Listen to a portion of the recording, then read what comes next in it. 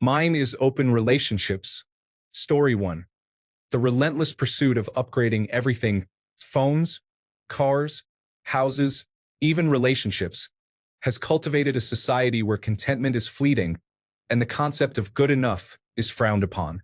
The idea that there is always something better around the corner has made us forget the value in appreciating what we have and who we are with. This insatiable appetite for the new can erode the foundations of our happiness, leaving us in a constant state of dissatisfaction. Story 2. I don't agree with everyone being expected to be on call just because we have a cell phone. It's nice to be able to talk to someone whenever you want, but some people treat it like an electronic leash. I have turned my phone on silent for a couple of years because I don't like that it pulls my attention away from the present moment, and some people take it the wrong way. Story 3. Everything is being covered in plastic. Why does a rubber bathtub lid or stopper need its own 20 by 10 centimeter plastic cover in the store? Just place a lot of them in a box like carrots at the supermarket and call it a day. Story 4. I think just being rude and abrasive to people in general is unnecessary. There are a lot of people who are just downright rude and disrespectful to others for no reason. Story 5. Children using beauty products should be condemned. My 11-year-old cousin uses every makeup product there is. She literally has 5 drawers full of stuff just to do her makeup. My aunt always complains that she sits in her room all day doing her makeup. I do not have anything against children exploring those things, but that's excessive. Sadly, my aunt and uncle do not use their authority to stop or teach her. And it's not just her, but her classmates too. I do not think that much beauty products do any good to children. Story 6. The idea that you need 15 different streams of income to achieve financial freedom is somewhat a reality nowadays, but I really think that's some messed up situation. Story 7. Movies, shows, and games are being run by people who couldn't even give the slightest care about the intellectual property. Just let people enjoy things. Catherine, they're ruining the things I enjoy, and I will choose to point that out. Story 8. For people that go to the gym, steroids, trenbolone, or similar substances. It's often joked that when you don't see progress after one day in the gym, you should take performance-enhancing drugs. I've seen posts from people who look unhealthy because of all the substances they take to look better, when they probably should focus on having a solid diet and sufficient exercise. Story 9. A lot of people are not sober and don't care about their health. I don't know about the past, but being healthy rocks and feels good. It's cool if you have your priorities straight and are doing fine and have children, but if not, get rid of drugs, drinking, and weed and watch life get better slowly. Story 10. Buying bottled water. Come on, people, it's easy to bring your own and refill it. Water is so overpriced now, and endless plastic bottles are bad for the environment. Also, littering. Sweet Jesus Christ, just put your stuff in the bin, not on the street. It's not hard. Story 11. Kids being given phones or tablets to keep them occupied every time they go out. It would be nice if parents actually helped their kids learn how to have patience, manners, and behave appropriately in public. How else are they going to learn if you never even try? Story 12. OnlyFans takes advantage of lonely and depressed men and women to make money. The models lie about how they feel about you and also have assistants and others talking to the fans while making the fans think they are doing it themselves. Story 13. Selling and buying items that will last a week at most. I am not saying everyone needs to buy the best, but companies make poor quality products for profits and we buy them out of convenience, many times not because we need them. This results in having more low-quality products that are cheap to make and won't last, so we buy more when they break, possibly wasting more money in the process. There's more waste, and many people live in terrible conditions to make those products. Overall, the market is increasingly full of low-quality products. Story 14. Only reading headlines or taking a tweet or post at face value without questioning or fact-checking is causing a lot of issues and division, especially during the election cycle. Story 15. Honestly, I am not comfortable with the normalization of constant screen time and social media obsession. It is like we are sacrificing meaningful human connections and deep conversations for the sake of likes and followers. I think we are losing touch with what truly matters: empathy, active listening, and genuine relationships. Let us not forget the beauty of solitude, quiet reflection, and face-to-face interactions. Story 16. Stepbrother and its variations are spreading far and wide away from pornography too. It feels to me like incest is becoming the new societal fetish, especially with racists also popping up wanting racial purity. Story 17. Sex and hookup culture, including open relationships, excessive pornography consumption, and the justification of replacing intimacy in relationships with it, treating sex work as a regular job. Story 18. Open relationships, radical feminism, OnlyFans, political extremism, not listening to each other, destroying relationships because of boredom and lack of effort. Story 19. You are either male, female, or intersex. There is no such concept as gender. Biologically speaking, there are just sexes. You're either XX or XY chromosomes. A male has sperm, which allows him to breed, and a female has a womb that allows her to bear a child. Story 20.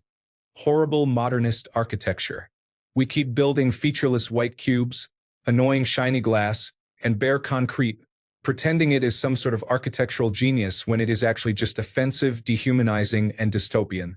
Story 21. More than two genders, the current usage of pronouns, the way companies are run nowadays, both in how they treat employees and customers, the rising cost of living, lack of livable wages, the separation of parties in politics, the way that elections are conducted nowadays, the way men are treated as opposed to women, and feminism.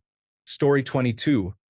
This whole parasocial connection with celebrities, streamers, influencers, and social media in general is interesting. You do not know these people, and you will never be a part of their lives, but people will follow every aspect of their lives. It is borderline creepy. Story 23. Everyone is staying on their devices and not going outside. When I was a kid, the suburbs were alive on weekends. People were all outside socializing. The kids would be running around in groups playing street hockey. It was like a street party every weekend in the summer. Now you drive through a suburb, and there are all the signs that people exist, but they are simply not there. Everyone is inside on their devices playing video games online. I probably sound like an old stooge, but I'm talking only about 20 years ago. It was this way. I miss the vibrant communities and seeing everyone living their lives. It feels like we've all turned into hermits who want to be in our houses alone, only communicating online and counting it as social interaction. You see someone out for a jog, and it's like they're running through a ghost town after the apocalypse. Story 24. Minors engaging in adult activities, and everyone acting like it's normal and okay. Young kids engaging in sexual activities, getting sexually transmitted diseases, using drugs, and socializing with adults are not good or healthy. Instead of putting more work, time, and energy into spending more time with their teenagers, helping them develop their skills and inner confidence, spending one-on-one time with them, and researching internships or opportunities, parents have instead adopted an attitude of teenagers are going to do what they're going to do. Put them on birth control, hope school teaches them necessary lessons, and work more hours hoping for the best. Story 25. I recognize that enough people have had bad experiences with severing a connection, but I think the practice of ghosting hurts more people than it helps the few. Just send that message. And if you're really scared of the response, block after.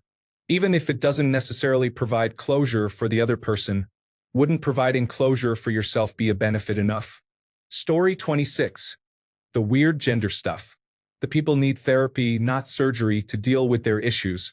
It's worse when they allow children to harm their bodies, and then forcing everyone else to accept it and allow the opposite gender in spaces reserved for women or men. And the pronoun nonsense is ridiculous.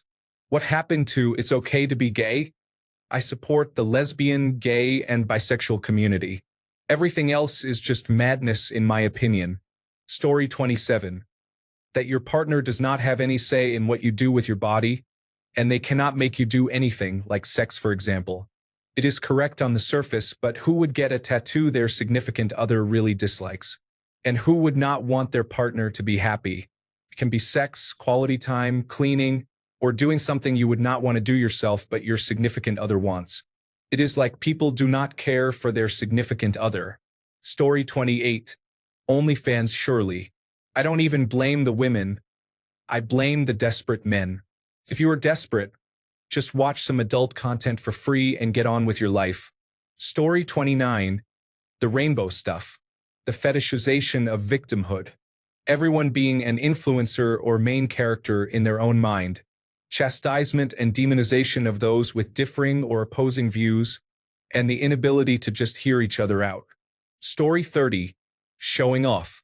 While we were making efforts to give people, especially young people, more self-esteem and confidence, which is great, I think we simultaneously removed the stigma of showing off. Humility is a vanishing virtue. Story 31. Cell phone conversations. Turn the external speaker off, put the phone to your ear, and stop yelling. Not everyone wants to listen to your conversation. Story 32. I want privacy and control over where my personal information is stored, and for things not to become my problem because some careless company got hacked or forgot to encrypt my data. And no, I don't want a year of free credit monitoring. I want that service for the rest of my life and a payout for the inconvenience. Story 33. Ethical non-monogamy. Don't get me wrong. Folks have every right to define the parameters of their relationships, but that does not mean that every couple will make smart decisions in that regard. Story 34. Smartphone addiction and expecting everyone to reply to messages immediately. Being surprised that someone in their 20s or 30s is married. Telling young people they can buy a house if they adjust their budget. Saying someone is lazy because they have a mental disorder, implying they're using it as an excuse. Romanticizing mental disorders. Aside from many others mentioned here, the ones I agree a lot with are having no say in your significant other's body, open relationships, and normalizing OnlyFans. Story 35. I sometimes wonder if ethical non-monogamy or polyamory has gained traction because it allows people who have cheated on every exclusive relationship they've ever had to not have to take accountability for being a person that doesn't respect boundaries in their partners. Story 36. The use of all these pronouns that are used nowadays. Also, the debate on gender and there being more than two now. I just don't understand. And no, I'm not homophobic just because I don't conform to people's beliefs and the way they think on this topic. Story 37. Identity politics, also known as being woke, is a problematic set of ideas combined into a larger, more troubling one. It's offered as a cure to bigotry and inequality, but achieves its goals through bigotry and inequality. If you think every human interaction is oppressor versus oppressed, then you understand humans the least. For example, if you kiss your child on the cheek, is that oppression? Oppression does exist, but it's not the only social interaction that exists, and it's certainly not the primary one. Children aren't born as blank slates. Every parent and those who study it know we are born with many of our abilities and behaviors provided through genetics, like the ability to speak. All mammals and most living things have genetic programming. Free speech protects us from violence. It's not violence itself. A knife and a word are not equivalent in the damage they can inflict. Intersectionality is used to enforce bigotry, not to make us more aware and sensitive to groups who experience more oppression than others, as originally intended. The postmodern idea that there is no objective truth is false on its face. If someone stops our heart through violence, we die. If identity politics is about being kind, why is everyone who practices it unkind? Story 38. The quality of food is so low and essentially a poison for our bodies, but we're just so used to buying these foods at the grocery store every week. We even call it junk food, but it's genuinely horrible for our bodies and young, growing children's bodies. We just accept that we can't really avoid it unless we grow our own food or live like the Amish. Story 39. Gambling. It's the transfer of money from the mentally ill to those who are happy to exploit them. I'm not ideologically opposed to all forms of gambling, but I'm completely against vice being instantly available on your phone. If you want to gamble, you should have to go down to Teddy KGB's card room or make a phone call to the greasy sleazeball who offers odds on the fights. The ability for people to waste away their life savings from their couches is utterly corrosive to society, and it's disgusting to me that we're advertising apps to do so on Sunday Night Football. The same thing applies to the lottery. It is utterly deranged that we're taking advantage of our poorest citizens to get some more state revenue. Story 40. Smart technology and overcomplicating everything. 1. There's absolutely no need to have everything be smart. One cyber attack, and now you can't get into your own home because your smart doorknob won't work. 2. My girlfriend has a new Lexus and I literally can't stand it. Everything is a button now. Not to mention the entire car now relies on electricity, and if anything happens to the screen, you're out of luck. Story 41. Why do you care what other people do? Marriage is a construct made up. I have never been in an open relationship and never would. But I do not care what anyone else is doing. It would be weird for me to do that. Story 42. Pursuing happiness over being a decent human being, drugs, alcohol, casual sex, corrupt police departments, corrupt charities, corrupt government systems, dressing poorly, and having lots of tattoos with no one having children, etc. Pretty much everything except the corruption of the church, because that's been happening for a long time. Not to say that corruption in any system is entirely new. I'm pretty much just disgusted as soon as I walk out my front door.